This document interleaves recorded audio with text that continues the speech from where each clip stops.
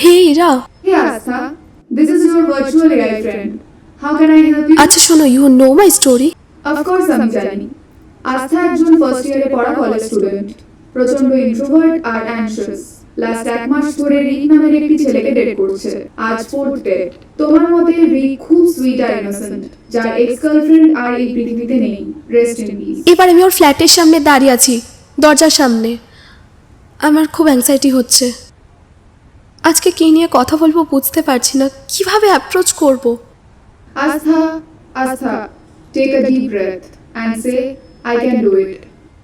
I can do it. Better? না, আমি তোমায় বোঝাতে পারছি না, আমার হার্টবিট বেড়ে যাচ্ছে।